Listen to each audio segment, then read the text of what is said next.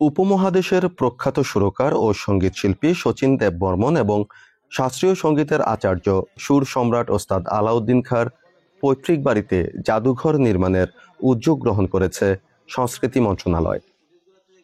এই দুই কিংবদন্তি সঙ্গীতজ্ঞের ঐতিহাসিক বাড়ি দুইটি জাদুঘর হিসেবে প্রতিষ্ঠা করা যায় কিনা এই লক্ষ্যে সংস্কৃতি বিষয়ক মন্ত্রণালয়ের নির্দেশে 3 সদস্যের কমিটি গঠন করেছে বাংলাদেশ জাতীয় জাদুঘর কর্তৃপক্ষ।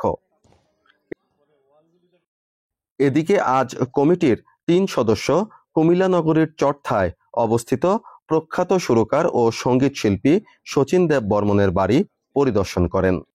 পরিদর্শনকালে কমিটির আহ্বায়ক মোহাম্মদ সেরাজুল ইসলামের নেতৃত্বে জেলা প্রশাসনের প্রতিনিধি সহ সংস্কৃতি অঙ্গনের বিশিষ্টজন ও সাংবাদিকবৃন্দ উপস্থিত ছিলেন।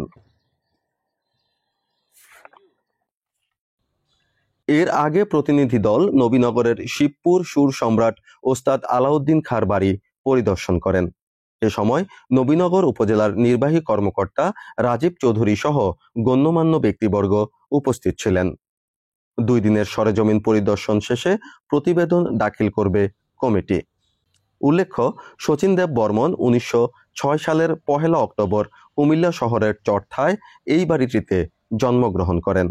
অপরদিকে সুর সম্রাট ওস্তাদ আলাউদ্দিন খাঁ ব্রাহ্মণবাড়িয়া জেলার নবীনগর উপজেলার শিবপুর গ্রামে 1862 সালে জন্মগ্রহণ করেন। বাংলাদেশ বেতার কুমিল্লা নিউজ ডেস্ক।